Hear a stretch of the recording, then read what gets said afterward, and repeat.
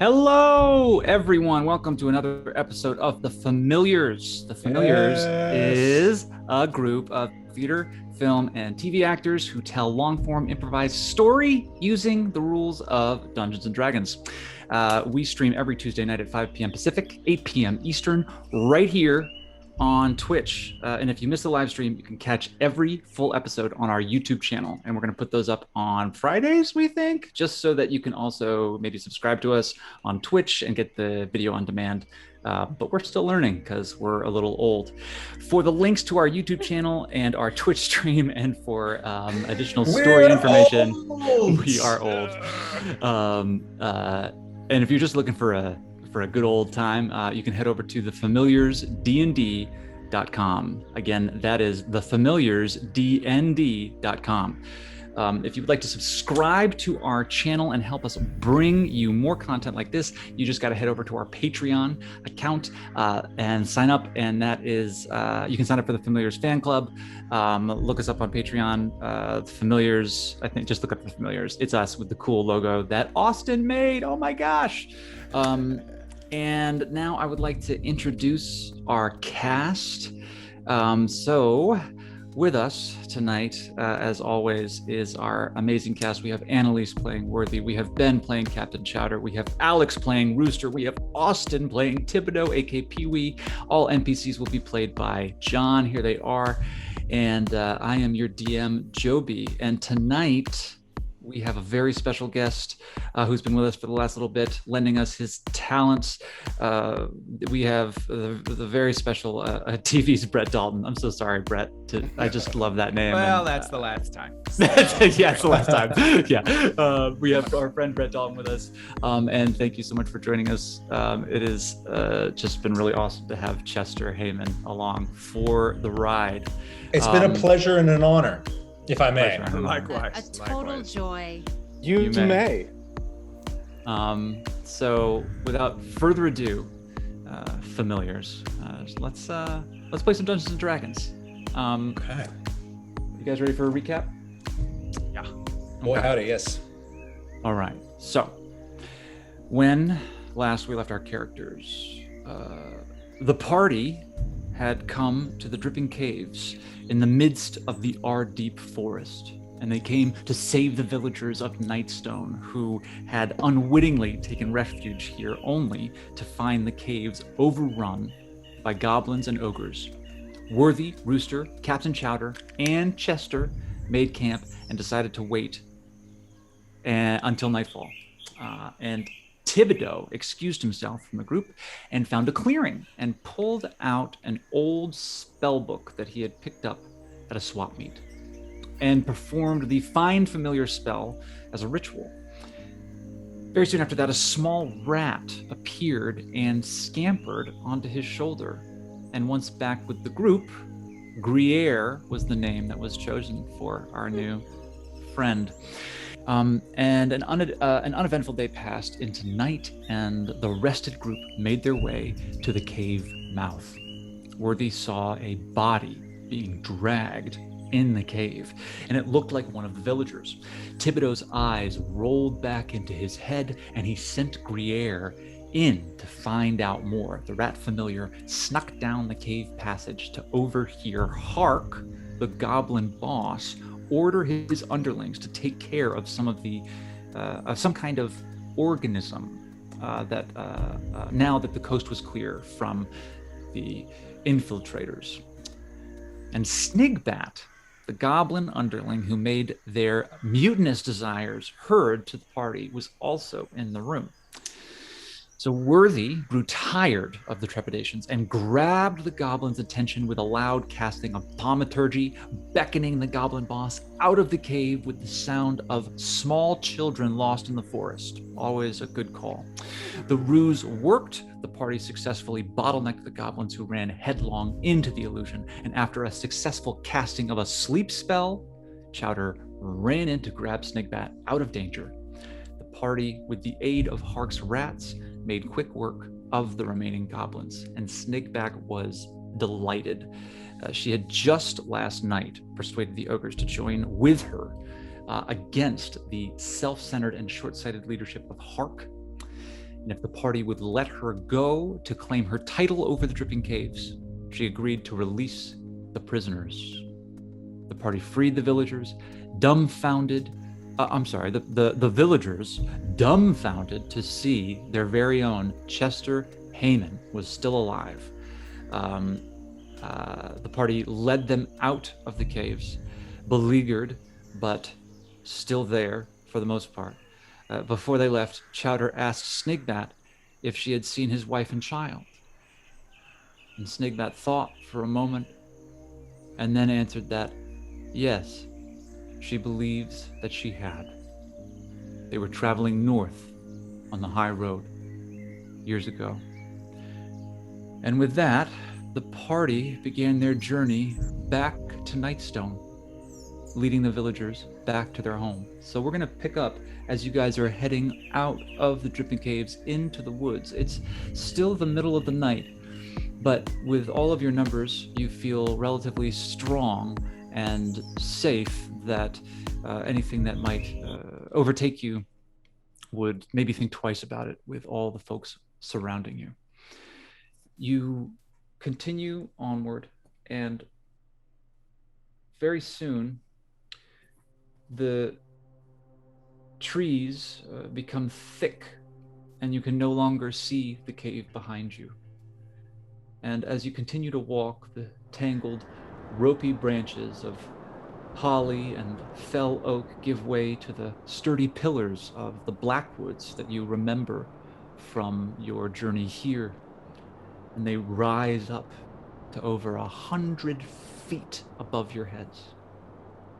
The forest becomes even darker, but there are still these, that you remember, these tiny motes of glowing dust that cast their silvery light around you as you walk. As you make your way, who's in front? Not me. EM. Rooster, you're making the way, leading the group, yes? Mm-hmm. And there's torches among us, like light is not an issue. Absolutely, yeah. At this point, yeah, people, a couple of the villagers had grabbed some of the firewood that had been in the midst of the cave and struck them up, and it feels safe. I'm bringing up the rears. Don't want to speak for Chester, but I could see us gossiping in the back. Great. You and Chester are talking up a storm. And very soon after that, you look back and you can see the villagers of Nightstone. Chester, you recognize everyone. There is Morak, the purveyor of the Nightstone Inn. There is there's Destiny, a Ganner, the tiefling who we met 2 episodes ago, who has her arm around her son, Grin. There is Renara, who's a dwarf like Morak, and the Delfrindles were the family that were tending to the windmill. There's Prentice and Godric, there's Thelbin, there's Tyla Summerhawk, there's the 2 young children, Yandra and Sarvin, and you're looking around and you can't see their parents anywhere. But folks are keeping quiet. They're looking around this mystical forest, fairly gobsmacked. And it's here that... Elena, I'll finish when I'm done. Oh shit, did not mute that, okay? We are doing this live. We are doing it live. Lena. Hey, Lena. Finish when we're done. Yeah, as we said, we're old adults playing D&D on Twitch. You will clean that plate. I am a married man. He has children. All of you that we're mentioning, judging us on Twitch. Ask a question about these villagers. Yes. I'm gonna ask the sort of like head honcho dwarf who we talked to. Sure. When we, what's his name? Do you remember? His name is Morak.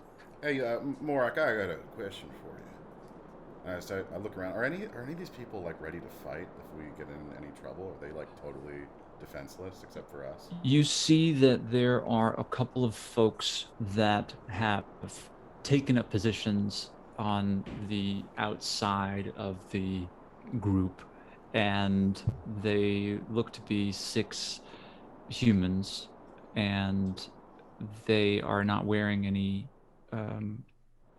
identifying armor or anything. I mean, everyone's in pretty much the things that they were wearing when they left.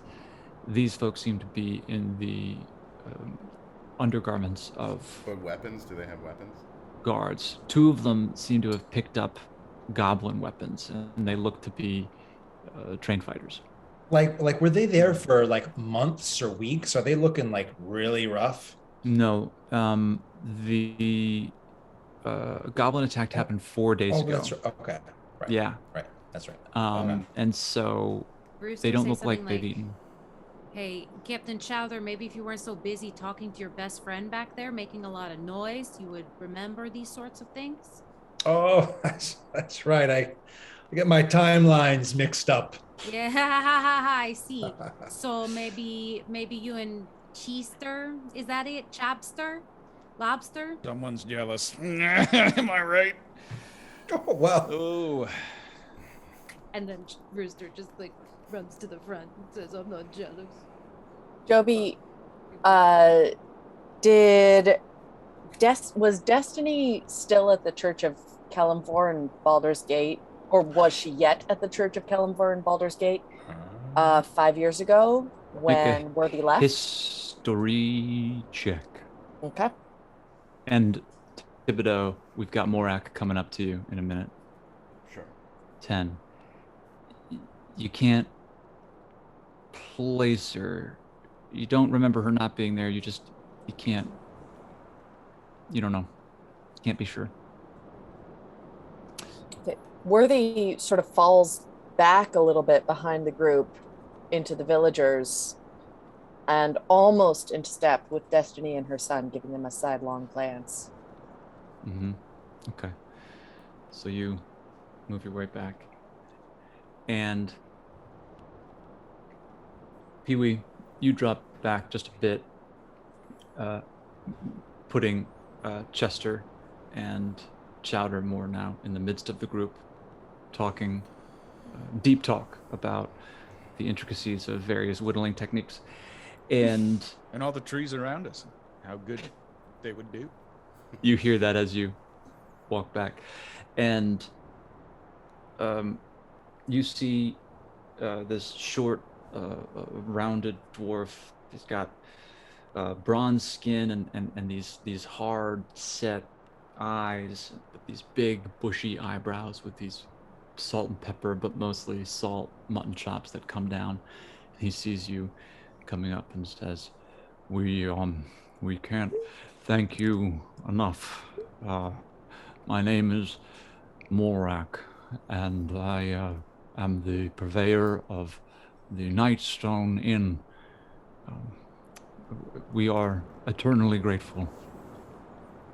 Well, you're more than welcome. Listen, I hate to be the bearer of bad news, but there's some folks that got their sights set on taking over Nightstone. Now, I also regret to inform you that Lady Velarosa Nandar is deceased. She passed away in the giant attack. And it's here that Morak stops dead. 2 people overheard just what you said and also stop. And you suddenly hear the entire group just start to whisper to each other in complete dumbfounded expressions of grief. And I clock that. I know I see that they're listening, and I get a little bit louder. And I say, now, power loves a vacuum. You understand? And the Zents already have their sights on your town. We fended off one goblin attack. You folks were unable to fend off another, and I just fear that you people are vulnerable to anything at this point. I just want to make sure that that you're armed and that you're able to take care of yourselves. I don't believe I introduced myself. My name is Claymore Hackett. I was hired by Lady Bellerosa to deal with this goblin problem. Now, I'm a certified monster hunter, and I start showing him these papers and stuff. And I just want you to know that if you find yourself in any trouble, I am your humble servant. I also wanted to mention that we found on our way out to rescue you in the woods a cart of abandoned long swords and arms that might prove useful to the people as they well, fight for their lives. I'm sorry. There's been so much death recently. First the Lord Dreslin, and now he chokes up the Lady Bellerosa. I put my hand on his shoulder and I make sure everyone sees. So also you're going to make a deception check with advantage about the monster hunter. Okay. Because you... Yeah, okay. Oh, there you go. Hey. It's a 22 and a 27. Okay. Solid rolls to begin the night. Take the 27. Make him their king. Morak puts his hand on yours. Claymore Hackett. And he says, Mr. Hackett, Yes. it turns out that there are good folks still alive in Faerun. We're lucky to have such a famed monster hunter like yourself with us. I never thought that Nightstone would need someone of that sort, but here we find ourselves. We'll have to get back quick. There'll be plenty to do once we get back to Nightstone. And you said that there was folk who might now be interested in some kind of attack. That's right. The Zentarum outfit out of Daggerford. Nasty folk. Thieves. The human traffickers. All sorts of awful, terrible, no good, rotten people.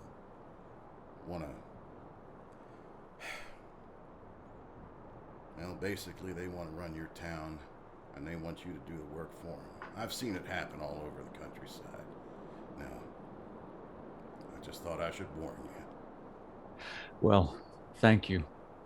Morak turns now to the group and looks over everyone. People are openly weeping. And he looks to you, Chester, and puts one hand on your forearm and then looks back to the group and says,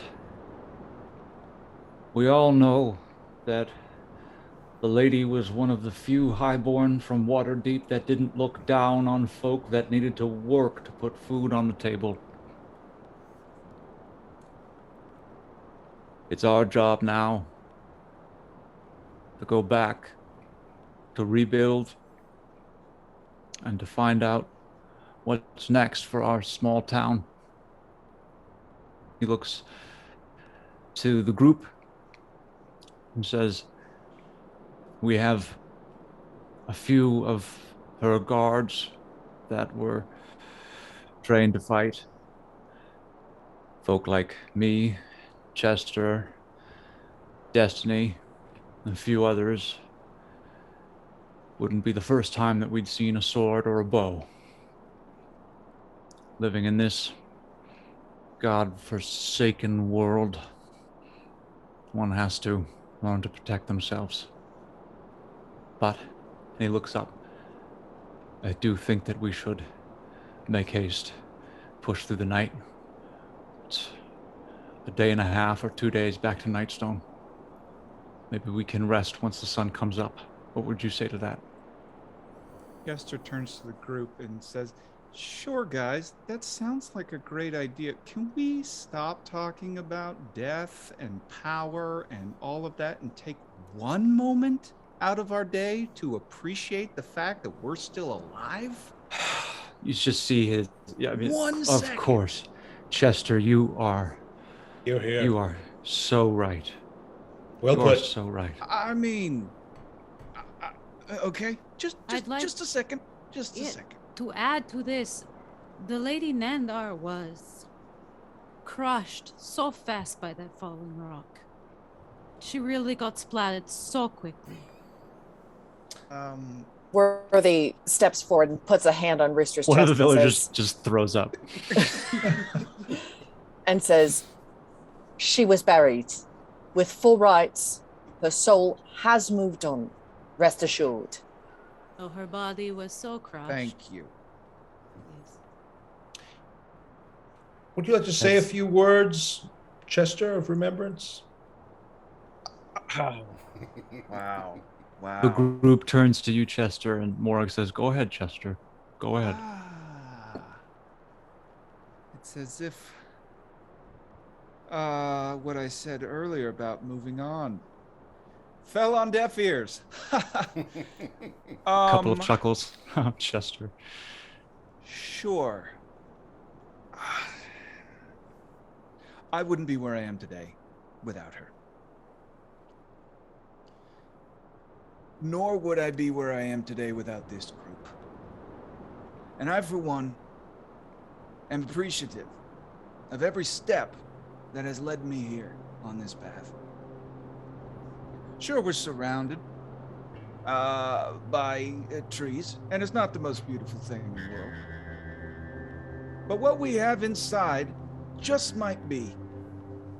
Because this group of strangers, along with the good lady from Nightstone, saw something inside of me and inside of every one of you, and saw that there was something there worthy of love, worthy of sticking together for. And sure, I didn't grow up with much of a family, but I'd like to consider all of you my family. We are your family, Chester. We are your family. A couple of people. And I think it's pretty special that we're all here together, right now, in this moment. Right now, it's our time. Our time.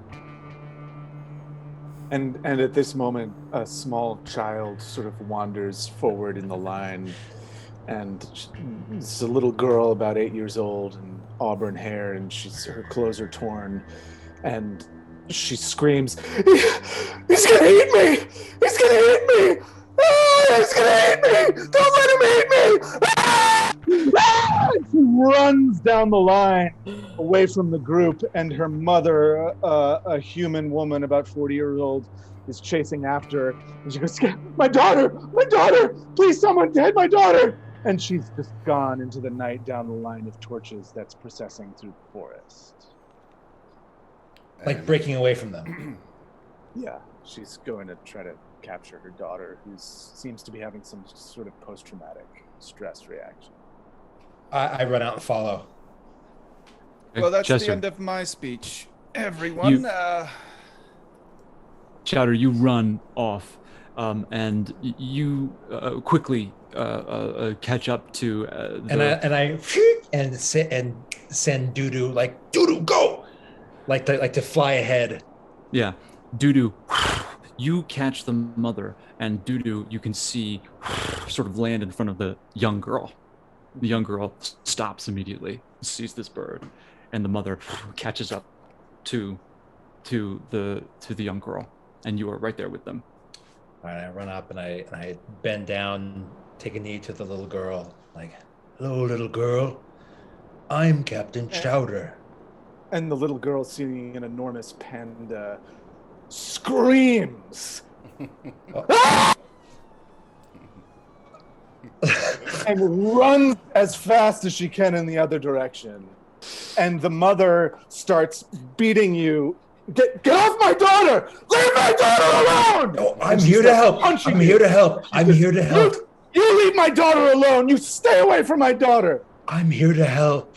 It's Captain okay. Chowder, make a persuasion check.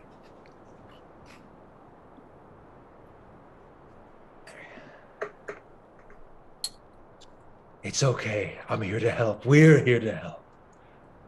And the woman sort of softens and just leans against you and puts her body on your shoulder, and she just starts sobbing. She just There.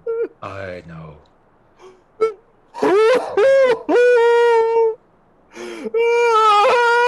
She's just sobbing and sobbing. And I just embrace her in a full hug. So there. And I slowly like lead her back. How far are we from the group? Not that far, right? Not too far. The group is people have started to sort of follow to make sure that everybody's okay. Morak is starting to come up. Yeah, and I turn. I keep my arm around this woman and turn to the group, and I'd like to get back to Nightstone as quickly as any of you, but maybe it would be best for us to make camp and just spend a moment just together and rest. Maybe we're a little raw for an all-night trek through the woods. This is a lot of news for these poor folk. Emotions are high. Emotions are high. Approaches and looks up to you, Captain Chowder, and says, "Well, sir, I can say that I've seen many things in this world, but I've never seen an 8-foot panda construct before. But if you're the first, I hope that all the rest are as warm and caring as you. I would agree that maybe it is best to not push through the night and to make camp." And you can see that the group begins to relax. And, a couple of the folk that you recognized as guards begin to approach you and begin to ask what they can do. And pretty soon, camp of sorts begins to form. I look over at Thibodeau and go like, Sure. And I actually am just like putting the book away because I was writing down verbatim the speech that Chester gave. And, I tuck it away. And I go over to Chester. I say, "That was good. I'm gonna use that." And tuck it away and pull out my banjo and start strumming a little tune, a little song of rest. For the good folks of Nightstone that slowly transitions into this 10-minute ballad about Speaking the my bravery language. of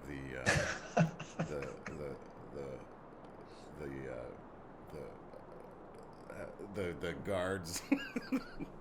And I'm trying to give these people everyone's gonna get. Are we taking a short rest or a long rest here? It's gonna be a long rest, but it's Okay. with Song of Rest. I think it adds 1d6 to any hit points regained, and we can just poetically shift that over to everyone is just feeling better. I'm also going to give them that inspiring leader buff. The feat. Yeah, it's my new feat. Inspiring Okay. leader. So everyone gets a +7. Anyone who heard the song really gets a +7 temporary hit points.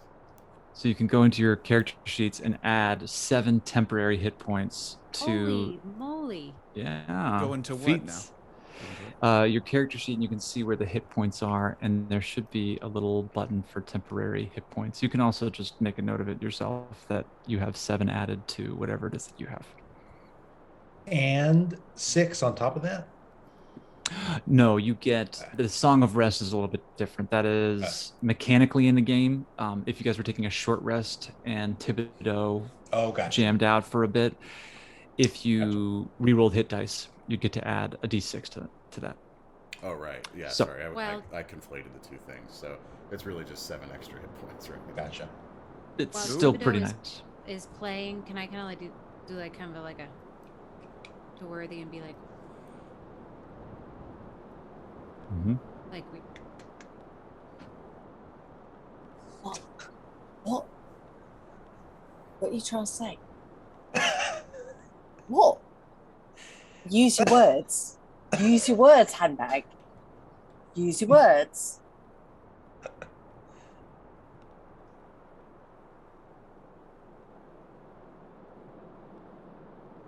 I should know, but What I was trying to say quietly. Sorry, I'm not in frame. About here. Okay, what I'm trying to say is, why don't you and I keep eye contact on each other and look around? It's not so hard. It doesn't need to be so hard. You can be a little relaxy, even if we're looking around, making sure no barbarians. You know what I mean? Like, just watch yourself, you know? Anyway, but also watch out for barbarians. So that's what we're doing while people is singing. Is just like check in. Or that's what I'm doing. I hope Worthy. Do you want to come do? fine. Sure. Yes, sure. Fine. You could have just said that. Would have saved us 5 minutes. Okay, this is a good point. I hear you. I take the constructive criticism. I've taken out of my little side pouch, I have a little deck of Captain Chowder playing cards. I'm doing a few, gather around, children. I want to show you something. I'm doing a few little card tricks for them. There are about 6 or 7 kids that come over. One of them is the young girl now that as Thibodeau's song begins to play, it is beautiful, it is soothing, and there is something extra that just seems to have everybody's shoulders relax a little bit more than they were before. People are looking up and noticing the trees and these silvery dust motes, and the kids gather round. Make a performance check with advantage. Me? Oh. Oh yeah, wait. Who? Mhm. Sorry. I'm Thibodeau sorry. or- No, Chowder. They're kids. They really Pretty good like it. tricks, huh? If there's any adults watching, they give a nice little chuckle and put their hands on their kids. There are 2 children.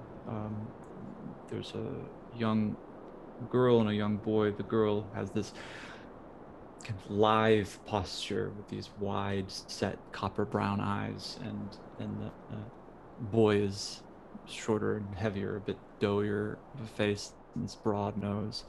And you do notice that there are no parents seemingly around these kids. And the girl sort of like holds this young boy who looks still to be quite afraid. And then folk begin to find their way down onto the underbrush, and eventually, as PeeWee continues to play, folk begin to nod off. Can I have a watch? Or Chowder, are you going to stay on watch for the night, Worthy? Who would like to stay on Rooster. watch? I'll do watch. I'm welcome to. I welcome any company. Can get a bit lonely, just me and Doo. I'll do it. Rooster, how wonderful! Come here, buddy. All right. Worthy is still so tired from having nodded off at the caves, but seeing that Rooster is going to remain awake, is going to keep watch with Rooster. Great. Okay. And a couple of the guards come up to you and offer their services as well. So we'll say that folk throughout the night keep watch. Let's just have the group, the players who are going to be on watch, make a perception check. So Chowder, Rooster, and Worthy.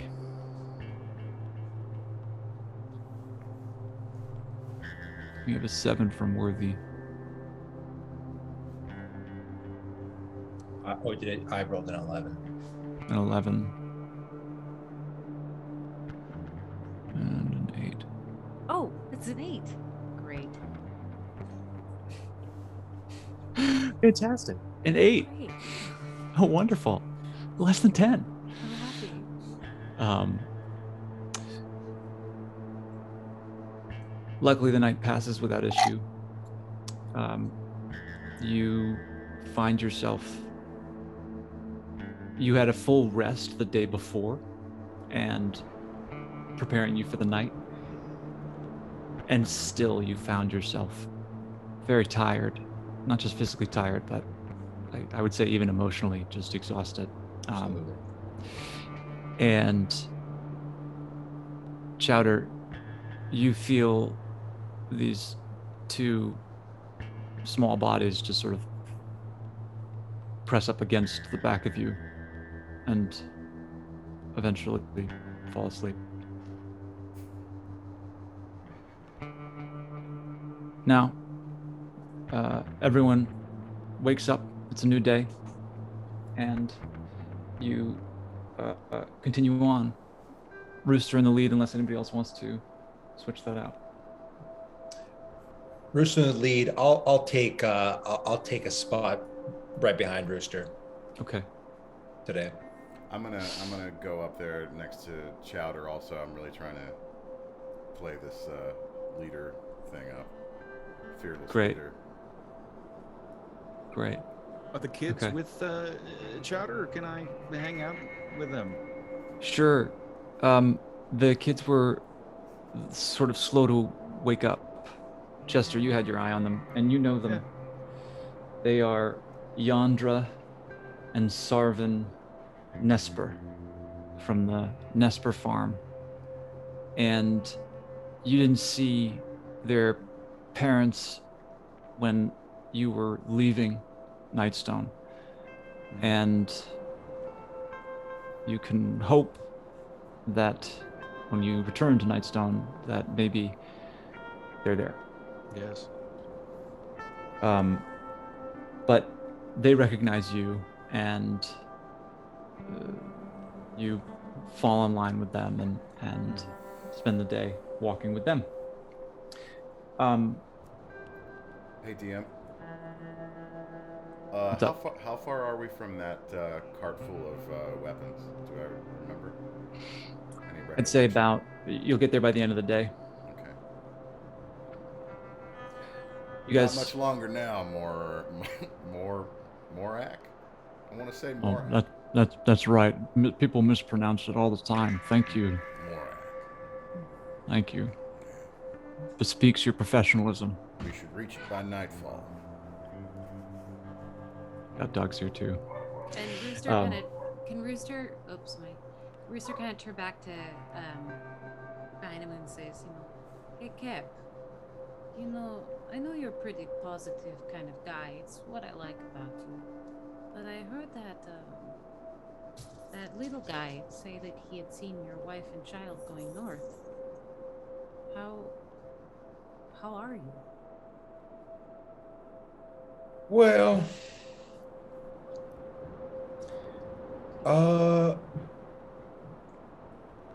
I'm still pretty raw about it.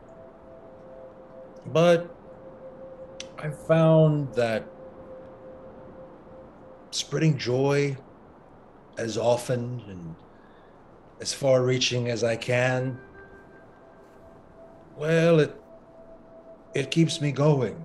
I think I'd fall into a deep despair if it wasn't for all the wonderful people I come across, all the children, and Doo-Doo goes, "Ka, ka."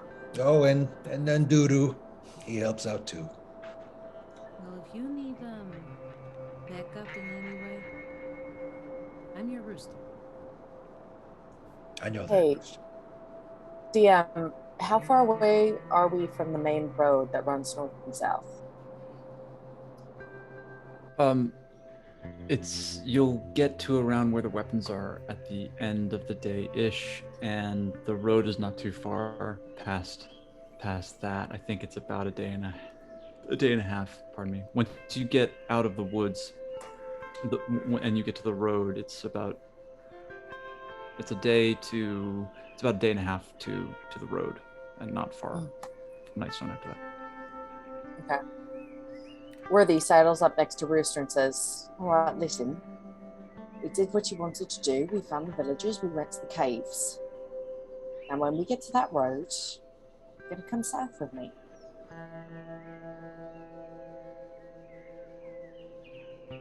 Let us cross this bridge when we come to it.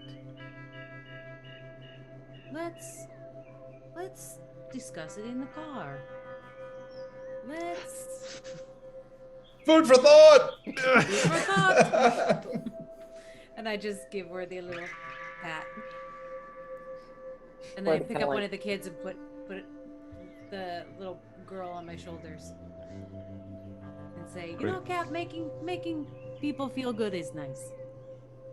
It is. It's the very best.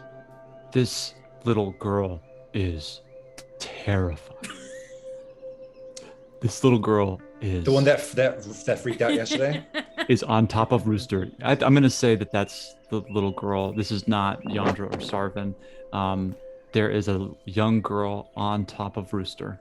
Terrified.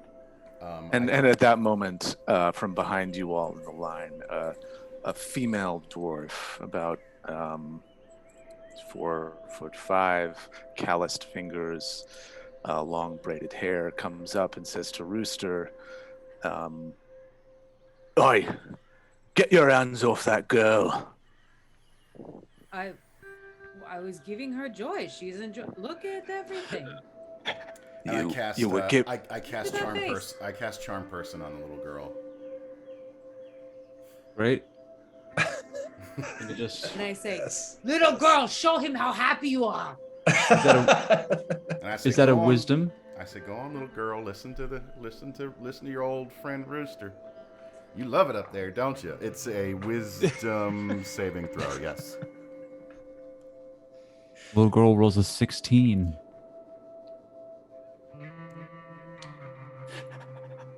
And I'm a 13. Renara, you see. Down a spell. Renara, make a perception check.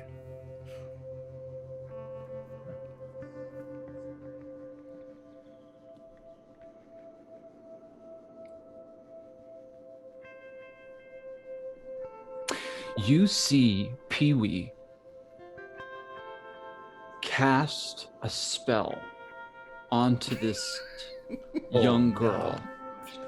And you see this young girl on top of Rooster kind of go a little like, and then shake it off and just sort of go completely just straight as a board, terrified. And I say, "Oi, we got magic users here. We got witchcraft. And I start trying to get the villagers' attention who are behind them in the line, and I say, he's casting demonic spells on children. It's one here." Of the guards start to reach for their scimitars. Morak coming in said, "Whoa, Renara, please, they've come to say." No, Morak, I saw what I saw, and I saw this one right here with a big hat and a mask on. I saw him cast some sort of spell over that little child. We should tie stones to his feet and sink him in the lake. He's a magic user, he is. Witchcraft! Witchcraft! I start yelling. Morak looks at you, Thibodeau. Morak looks at you, Thibodeau, and says, "Oh, Mr. Hackett, I'm sure that there's a reasonable explanation for this. Renara, please come back. Just hear Mr. Hackett out." All right, only for you, Morak. What you got to say for yourself? My dear, we've all been through a terrible ordeal. Now, we've seen unspeakable horrors. And I'm sure that, well, it's going to be hard for you to trust anyone at this point. Now, I just want you to know that that little girl up there is sitting on the shoulders of one of my best friends.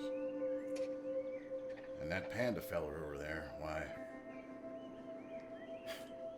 he's about the friendliest fella you'd ever want to meet. And True. I know she doesn't look it, but that tiefling What was that, lady- Chester? I said it's true. That tiefling lady there, why, sure, she might not be a ball of sunshine, but she, well, she's nothing to be scared. She has her moments. Exactly. Yes, exactly. Nothing to be scared. I'm like thumbing Few and through, far between, but there thumbing are through my book to try to find that fucking speech that Chester made.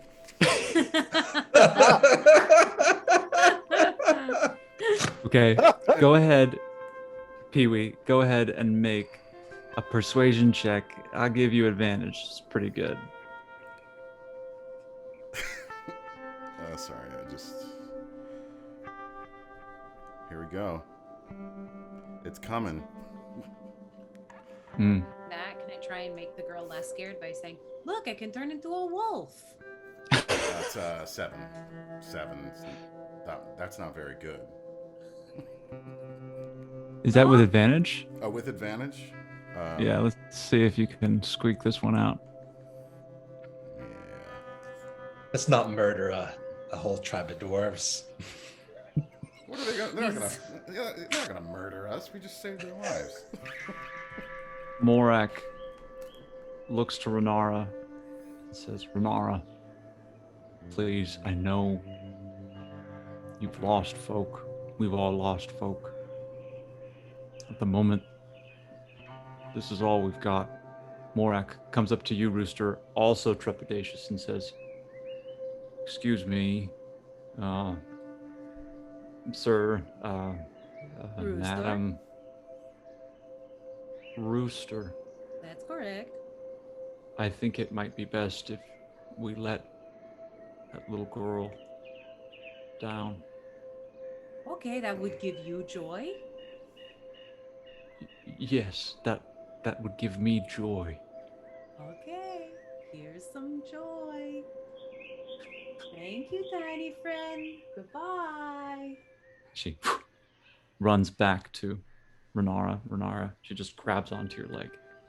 Yeah, Renara sort of takes a few deep breaths and punches her hands, like that. She walks slowly over to Rooster and says, "I've got my eye on you, barbarian. Ever since your lot came into these woods, people been dying and disappearing and shit's been going wrong. Your kind has got no place in Nightstone." And she spits on the ground in front of you. She says, "No matter what you did back there in those caves, you're not welcome in my town." She walks away. And I Rooster, Worthy make walks. Oh, sorry. Rooster, make a perception check.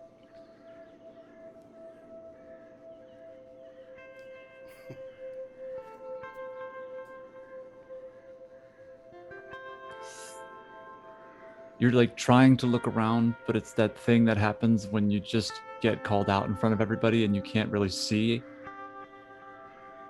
Yep. Just about that. Worthy, you were going to do something?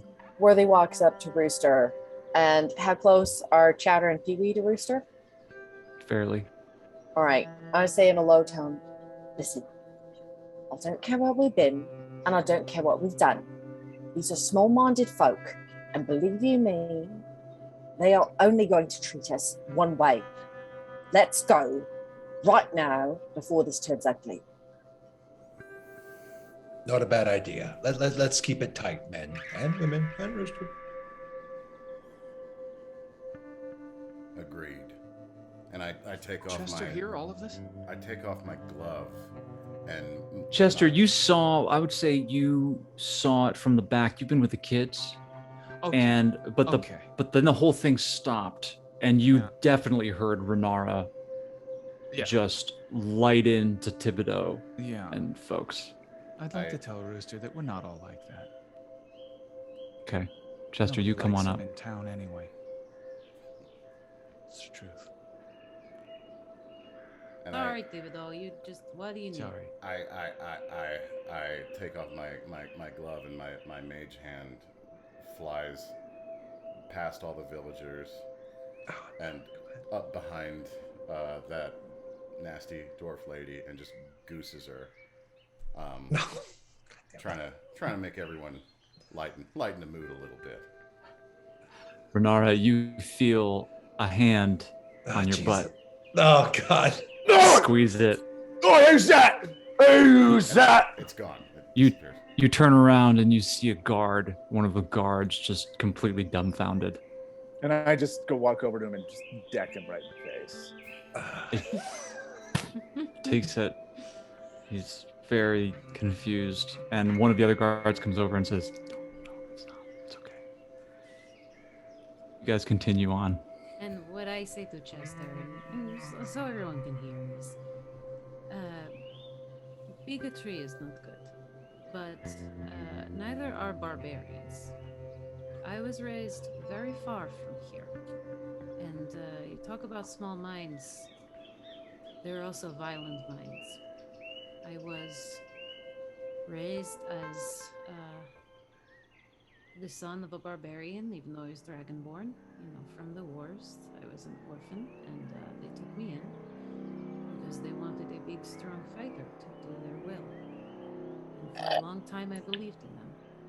And then they asked me to do something I could not do. And I woke up to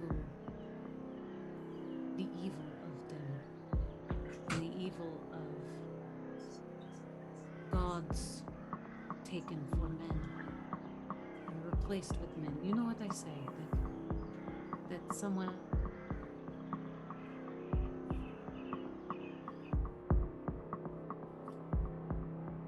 Can't hear me? Oh, Rooster, I Snikes. was following you. You had me, then you lost me. Okay, so what I'm trying to say is, I followed a man who was my brother, and he became a god among the people of the Wolf Clan. And those that did not believe in him and his power were killed, slaughtered, hunted. And who do you think did the killing? And that's where we're going to take a break. Oh.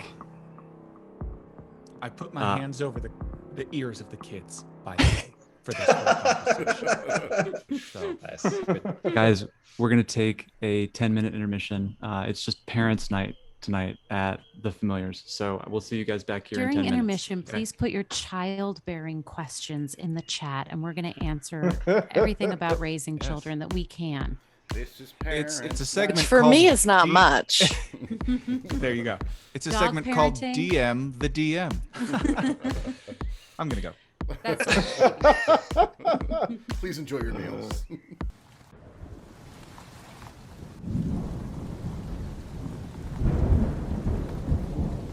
Are we in the right scene? C is for cookie. Yeah. Oh, Here we go. Good enough for me. Not for me. I think. Yeah. yeah. I think we're back. I hear you.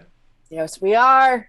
And we We're are back, America. We're streaming. I don't think they America. can see our faces, though. Can Oh, you see our let me faces? just I'm seeing let me just Theater see of if the this- Mind. There we are. Hey. Welcome back, guys. Thank you for that quick intermission. You are dealing with There we parents, and go, so there every we once go. in a while we will have to take an emergency intermission. That being said, we are also consummate professionals, so we're going to pick up right where we left off. I would also like to say real quickly, I am not a parent. So if anybody Thank is you. looking for someone to be a parent with, here I Hit it am. up in the When you DMs. said you were going to make a Okay. move. There Wow. we go. Wow. There we Join our go. Impressed. Patreon, ladies and gentlemen. It's the familiars at patreon.com. That's not it's the familiars. It's go to If you'd like to get patreon.com really / familiar. the familiars if you want to get familiar. And scene, we are back into Okay. Starting out world. a bit of a Me Too. Bit of a Me Too. Yeah, and we are here back in the midst of the Ardeep woods, Right. and Rooster has just laid some knowledge on us all. Chester has. steps forward. So Rooster, just to recap, you were saying quite a bit of information about your background, where you grew up as a barbarian, how you were raised, Wolf Brothers. Take this baton from me any time, Rooster. I hear your lips moving, Rooster. Oh, he's not working? There it There, is. I hear. Yep. I really have to be up on this guy. Hello. Hello, Rooster. welcome to... Yes, Dungeons just and right up to my ear, so the kids. Rooster goes right Go up to ahead, Chester's Rooster. ear and begins to whisper. Yes. I was born, an orphan dragon-born child, into the wolf clan in the northernest part of the mountains.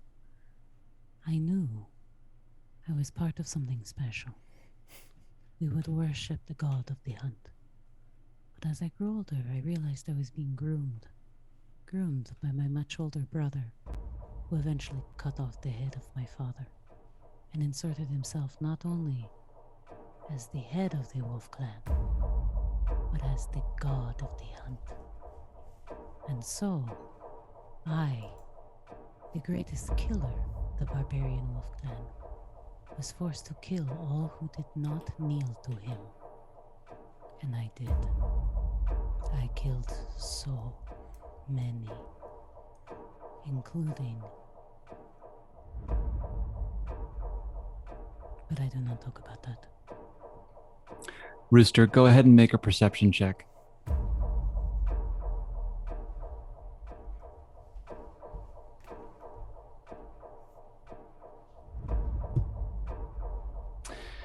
As you pull away from Chester's ear and turn once again, without looking, to lead this group through the Ardeep woods,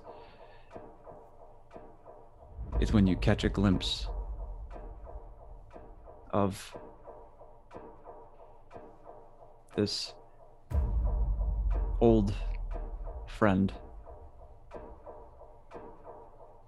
4 legs, thick mane, head turned to you, and then bounds off. No one else sees it. You continue on. As you guys make your way through your next day in the Ardeep forest, it's quieter. The tensions have ratcheted a bit. There seem to be folk who are still friendly, and there seem to be folk who are wary. But you continue, and as you move further into the woods, you approach the elven ruins that you had seen before, of these structures that almost seem to grow organically out of these black woods, hundreds of feet up into the air. And you also see the strewn bodies, the battlefield that you had walked through with Elbranthir. Some wood elves, some of these barbarians who seem to be able to change their shape into some kind of werewolf or wolf form. Except now you see that that the expected smell of decay and death is not present. Instead, there's this strangely soothing smell. It's like a lavender or a mint pervades everything, and it just relaxes you, and you can see that over the bodies and through the bodies, just a surprising amount of growth has already started to transform these corpses back into the earth. You continue. You walk for the better part of the day. You stop in a clearing that is on the other side of these ruins, and whatever tension there seemed to be at the start of the day, it seems to have dissipated. Walking through this scene had an effect on everyone. And you break for some kind of meal, food. Folk head out into the woods carefully, not losing sight of anyone, bring back various berries and a couple of mushrooms, and if anybody has a ration or two, they can eat one of those and mark it off of their character sheet. You continue on. And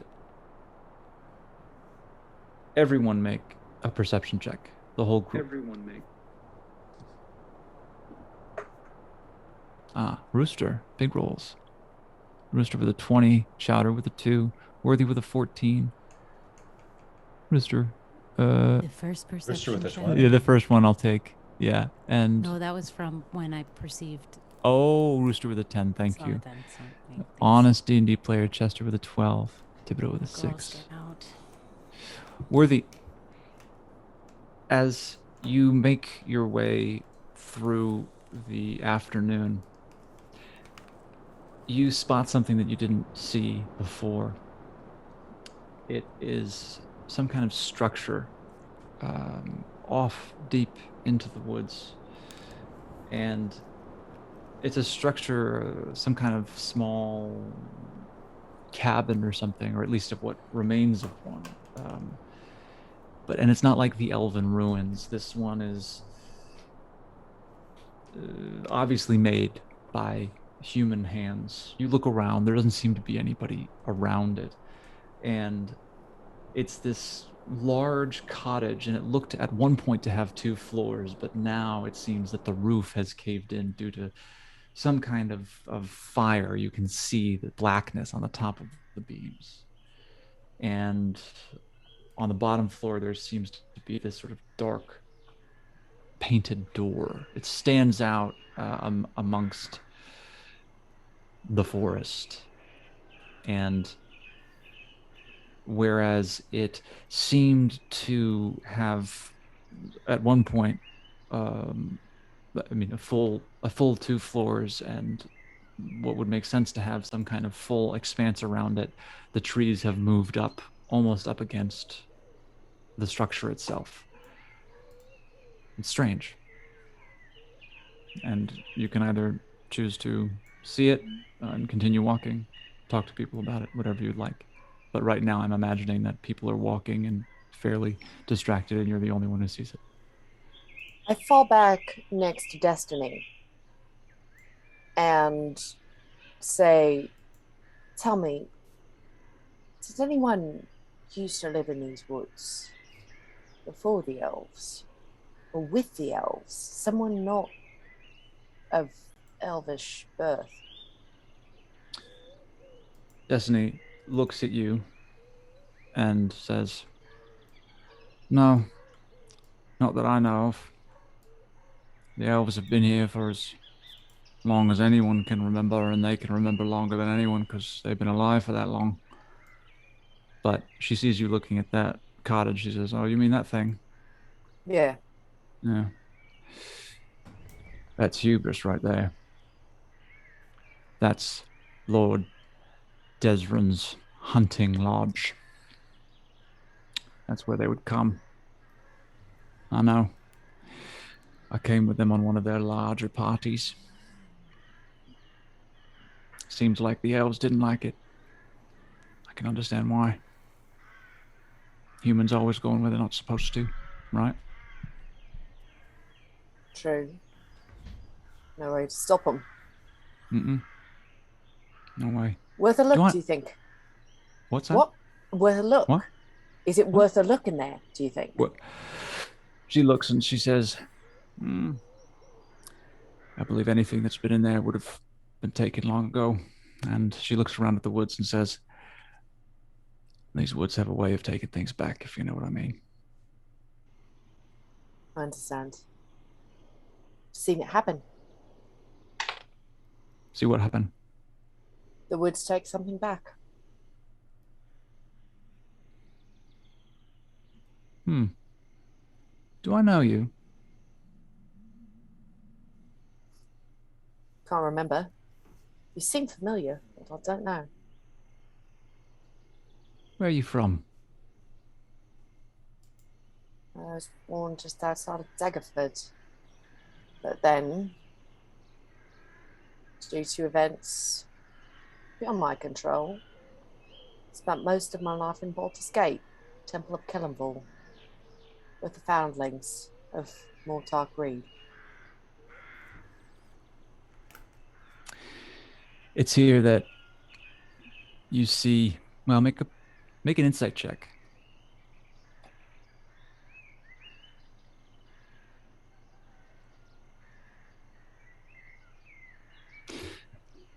You catch just a flash. This is someone who has learned to hide every bit of their internal life from the world in order to protect themselves. But as someone who has also done that, you catch the flash of recognition, fear, and then quickly covered.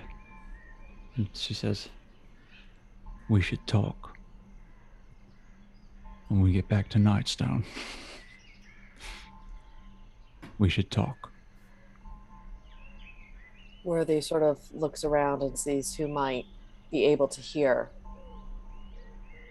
and makes the decision that this is a conversation best had in private. And you look back and you already see that she's like not even looking at you. Worthy nods, moves up ahead next to Rooster, starts walking with Rooster's pace, as if to quicken the party. Right. You guys continue walking.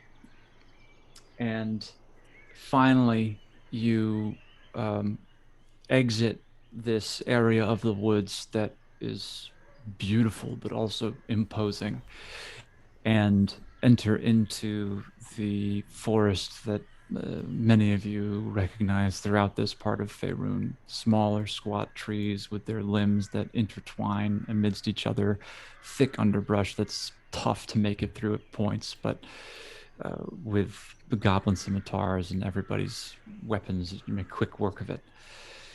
And eventually Rooster, make a survival check. Let's see if you can find these weapons again.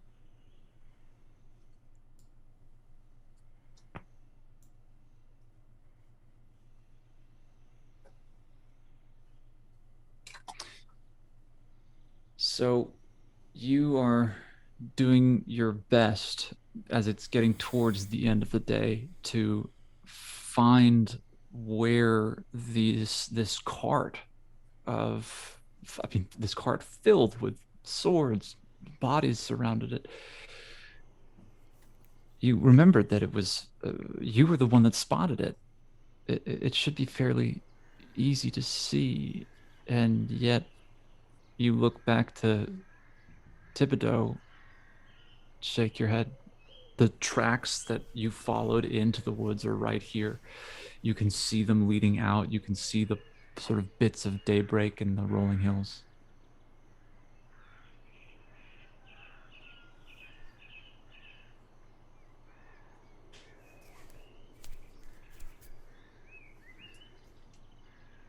Worthy goes up to Rooster and says, listen, just say it. Just say it. Listen, just say it. Just say it.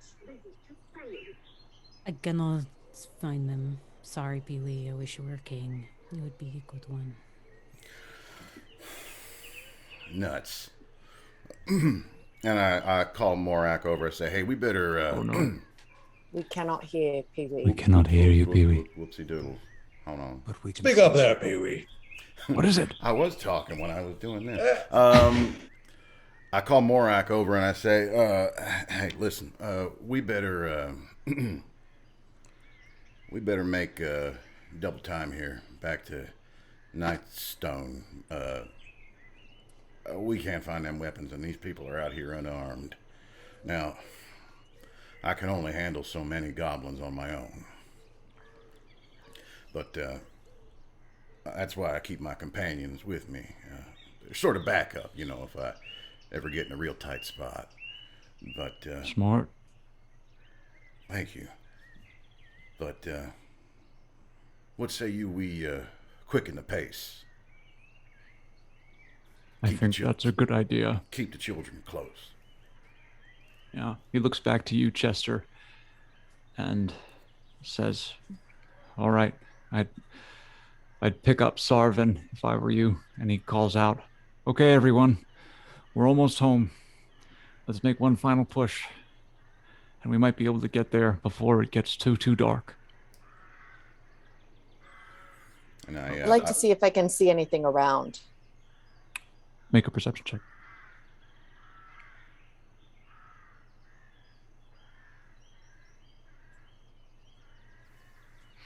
You take a look around the woods. Nothing out of the ordinary. I'll say this. You guys can push through the night. But the mechanic is that if you go beyond your sort of the average travel time that folks can make, you start rolling on an exhaustion table. And if you roll below a certain number with your constitution rolls, you start taking on points of exhaustion, which begin to affect your character in deleterious ways. It's absolutely acceptable to do it, but if you were, the group would have to start making exhaustion rolls. And I do some sort of check. Does any of this stuff look familiar to me? How close are we? Maybe, you know, maybe I'd be like, oh, Yeah. I remember that's the tree. That's the tree. We're almost there, you know. Make a survival check, Chester.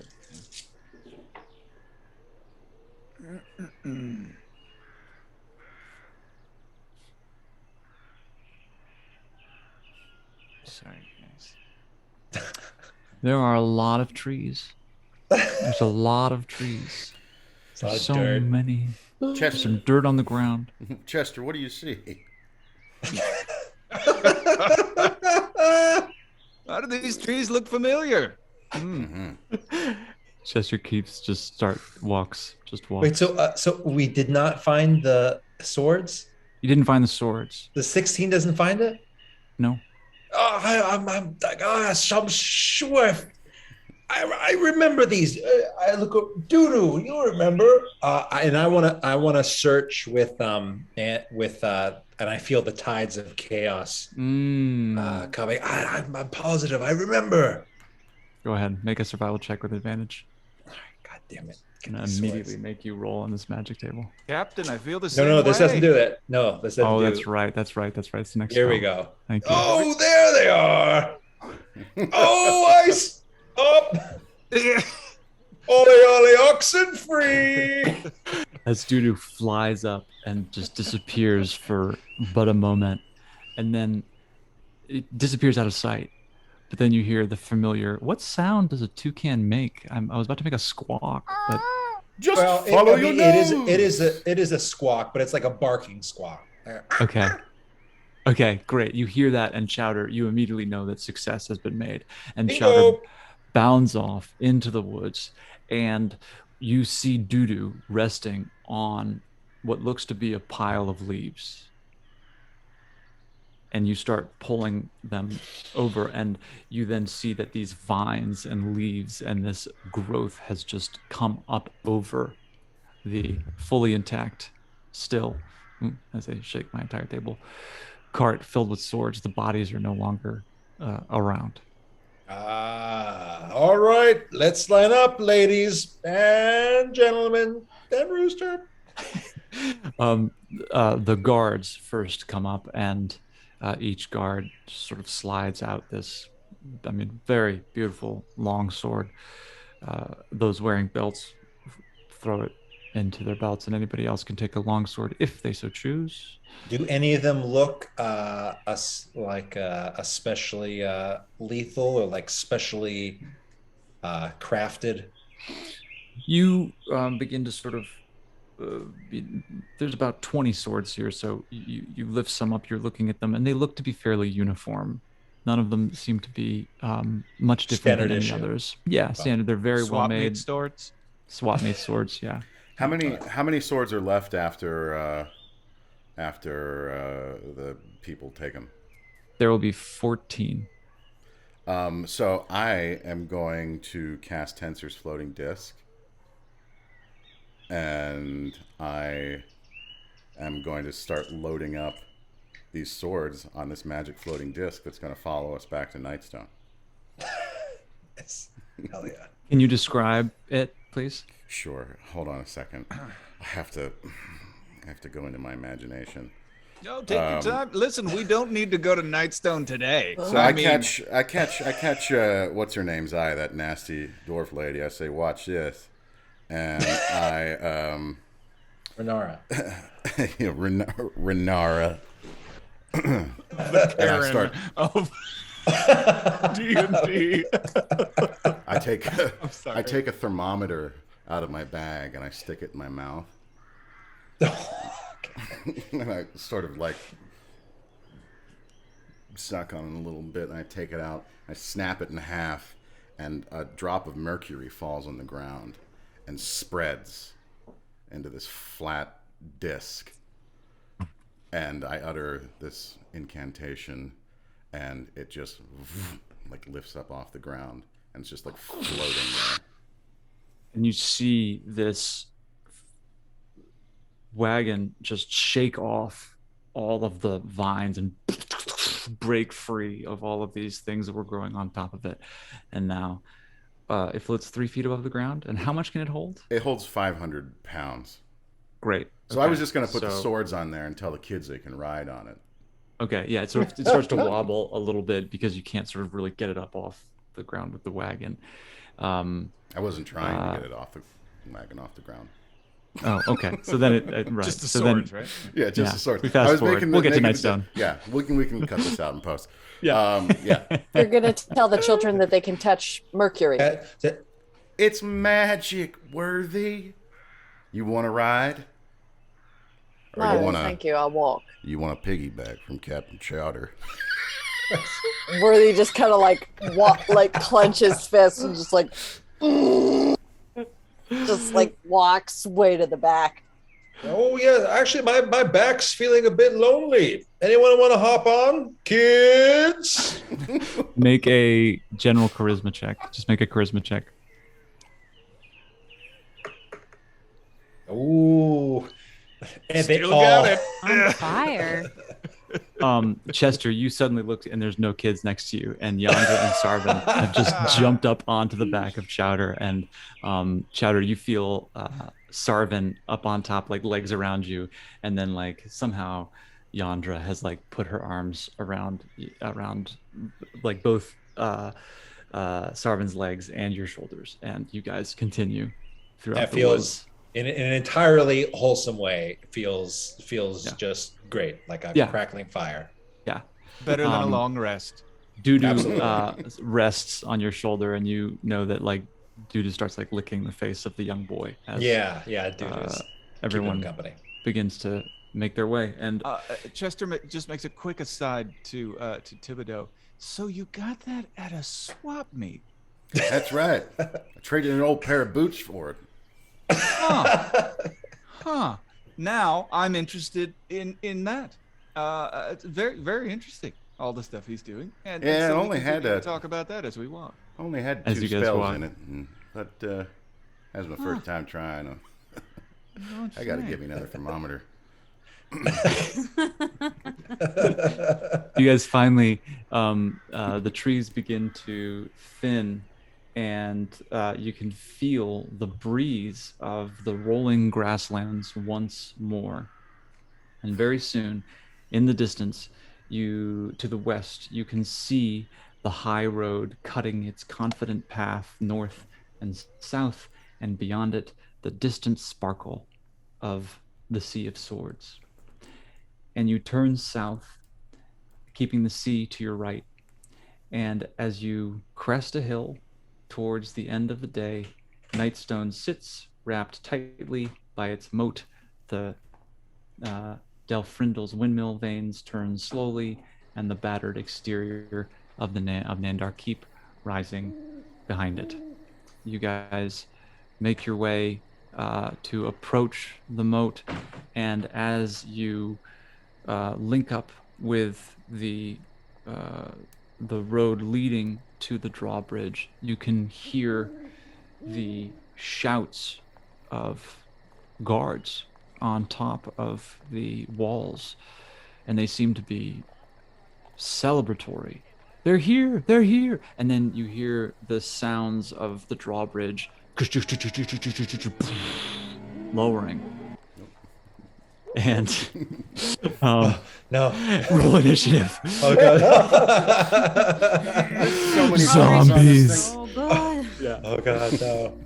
And as the drawbridge lowers, you see Sidiri, Torum, the 4 guards that you had encountered when you were first here in Nightstone. Just so happy to see you all. There are shouts of incredibly exuberant joy from behind you as basically all of the villagers of Nightstone just rush past you. And Morak immediately starts talking with Sidiri.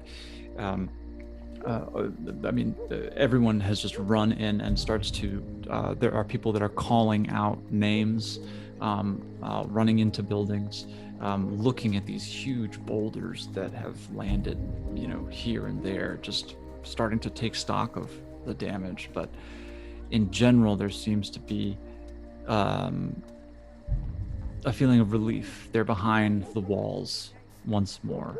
You walk into the center of town, and Nightstone is on the Nightstone Inn is on your right. The temple where you had encountered Lord. Oh gosh, I always want to mix that up guy. That guy. Yeah, the Lord, Lady Velarosa's husband. I'll check my notes. Or Dandor. Lord Nandar. Thank you. I just forgot his first name.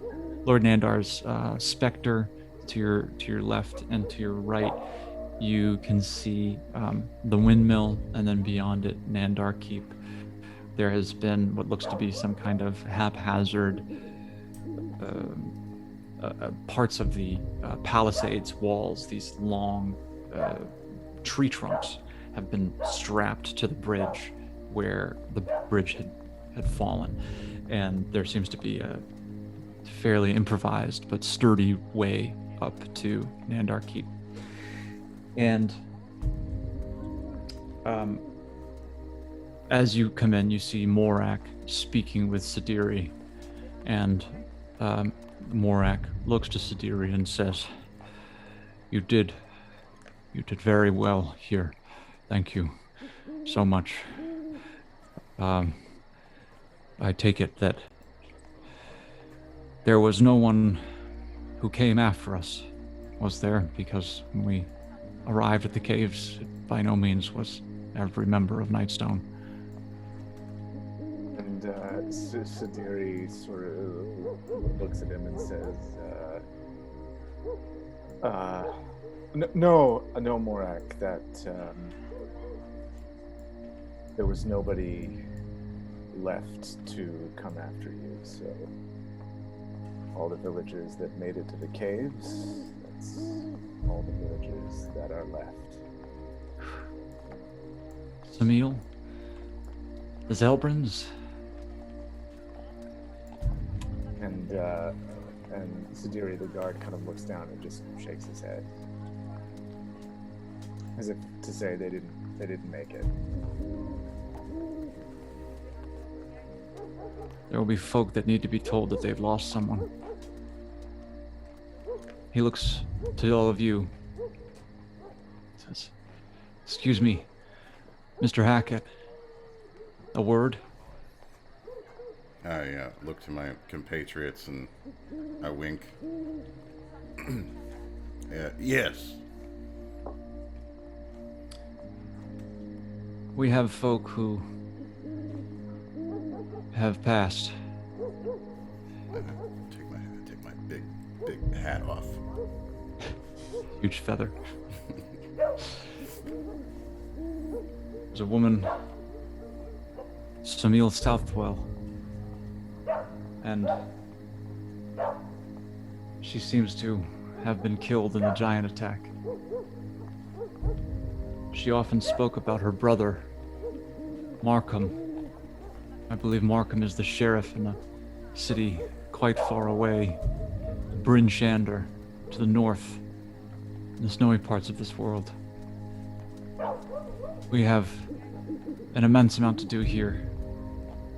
If I could ask of you and your compatriots to somehow bring news to her brother Markham, you would be forever in our debt. I look to Rooster. I look to Worthy. Captain Chowder. North, you say?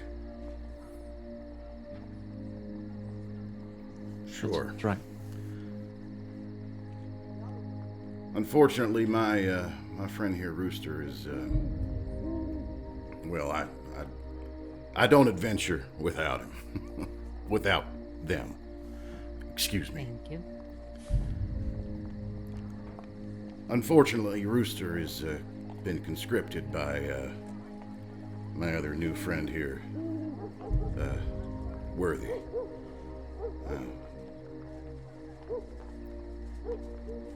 I don't think we can go on any more adventures at the moment.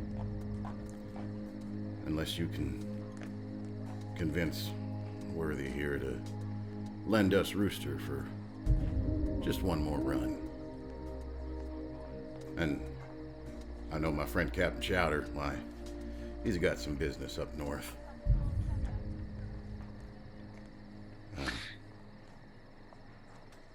Morak looks to you, Worthy, and to you, Rooster, and says, I'll say this. I've never myself spoken with someone of dragon kind. And looks to you, Worthy, and says, and I'll be honest, I think twice about entertaining company with folk who have some sort of relationship with devils. But each of you have proven yourselves and, well, maybe not proven yourselves, but proven me wrong. And I'll think twice about it. Absolutely next time.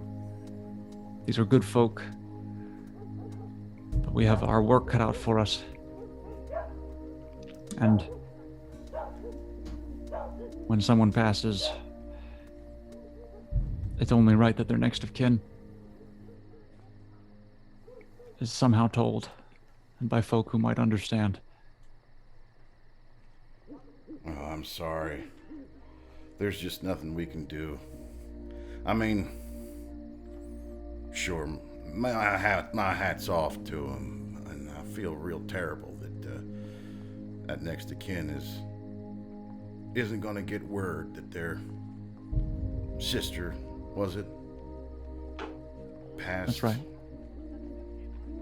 Without ceremony, without proper burial. Phew. I hate to be in that person's shoes. But Stop. There's nothing. Stop. I look at Worthy. Yes, cleric.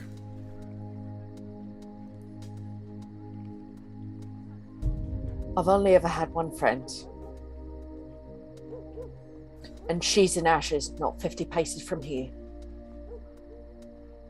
So don't call me friend.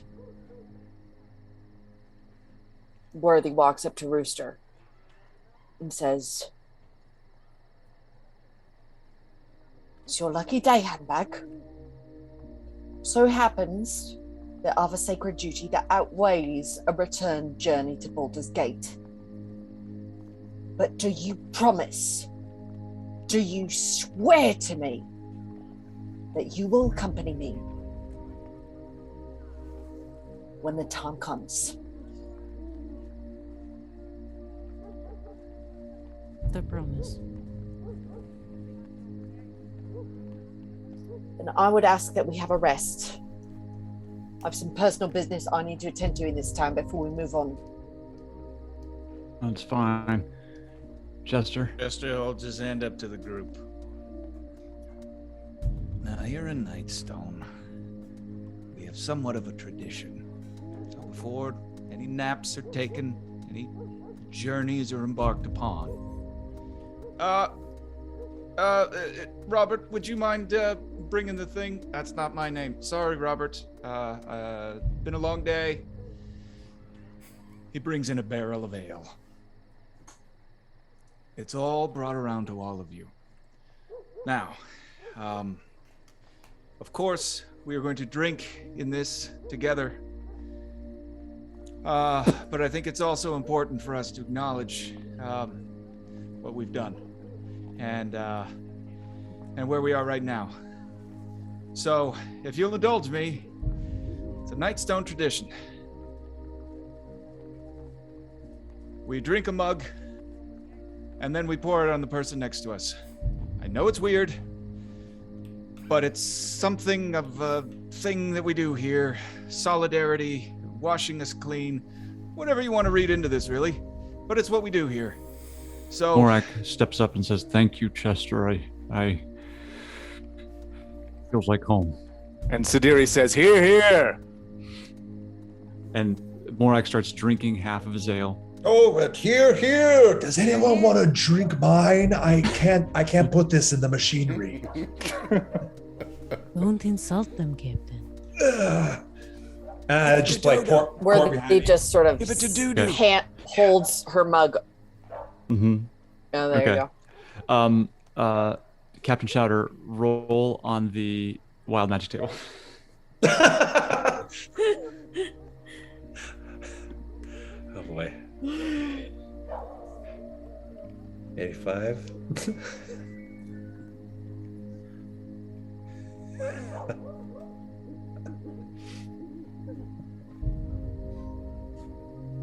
Captain Chowder, you drink it and achoo, achoo, achoo. You sneeze 3 times, and 3 illusory Captain Chowders appear next to you.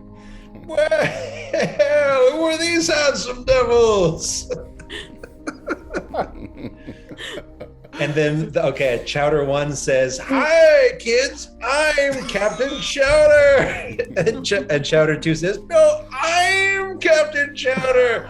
And then Doo-Doo comes off my shoulder, and we're all like kind of facing each other in a circle, and Doo-Doo's like flying in between, like just kind of utterly perplexed.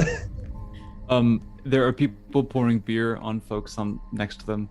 All of you have some amount of beer on you now, and but it's pretty distracting because you're looking at this incredible miracle of Captain Chowder and Doo-Doo, and it's just really hilarious. People are laughing. The kids Folks. go bananas. The kids are going really nuts, Yeah.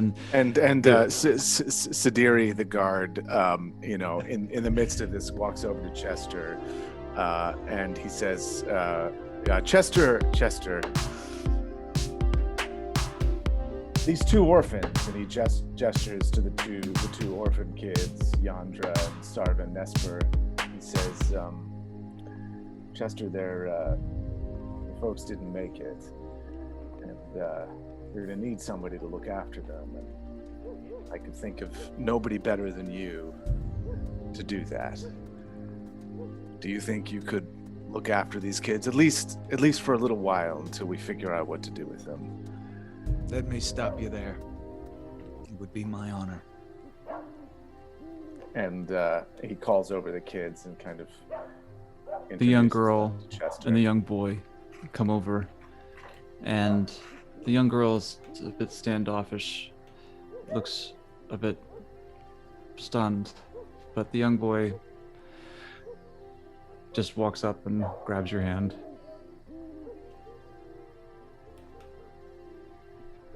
You can just call me Chester. And he goes, Chester! Something tells me you're gonna make a wonderful dad. Does feel good, Captain Chowder. All right, Chowder 1, you take Nandar Keep. 2 and 3, grab a bunk at the inn. And the guards and I guess this is my life now. The guards sort of spring into action and they start out towards the towers on the wall, and some of the guards go over to the townsfolk who are strong enough, and they give them spears and swords, and the townsfolk kind of go and man the lookout towers on the walls, and the town is guarded again and safe. Worthy, with the beer that was spilled on her kind of sizzling and turning into steam, Yes. awesome. Makes her way away from the celebration quietly, unnoticed, in search of destiny. Great. Quickly, as she does, I just take Chowder Prime, takes her hand for a minute, and just says, "Thank you, thank you," and lets her go. Worthy just kind of looks at him and shakes it off and moves on her way. Great. Go find some. Can Rooster go find some ladies to smash? Oh! Ladies want to smash Rooster? You head in Make some with introductions. Rooster. You head in with 2 of the Chowders to the Nightstone Inn, and more bringing you in. Thank you, Already Wingmans. poured you a second beer. And Worthy, you I'll make a perception check. All right.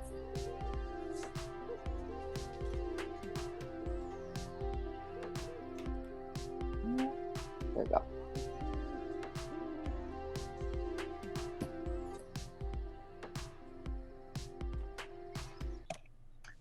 You catch her just at the other end of the green space on the other side of the Nightstone Inn. You just see her walk up these steps and into a house with her son. You head over and didn't expect this, but here we go. You head up and you see her door, and you see on her door is written something, and it is written in Infernal.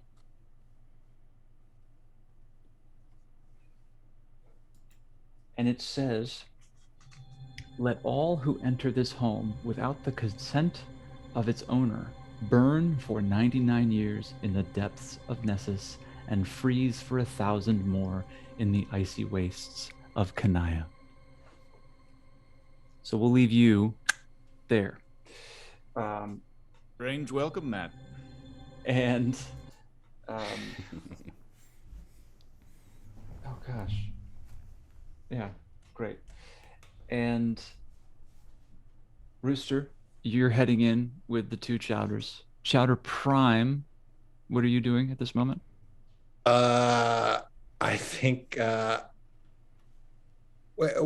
is evening again?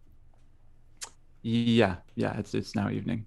I think I'm just kind of taking a moment alone. I'm taking in that we're heading north, which is it just really swells my heart, and I think I'm just kind of giving some seed to Dudu and just kind of enjoying that moment. Taking in the night. Great. PeeWee, where are we leaving you at this end of this evening? I just sort of walk out into the street, and I watch Worthy walk in one direction and Chowder and Chowders and Rooster go in the other, and I look around to see if anyone's looking, and I just take my hat off, and my wig comes off with it, and I just standing there scratching my head like I don't know what what I got myself into. Great. And Chester, you feel the squeeze of Sarvin in one hand, and pretty soon you feel the squeeze of Yandra in your other hand. And Yandra looks up at you and just says, I'm tired. Can we go home?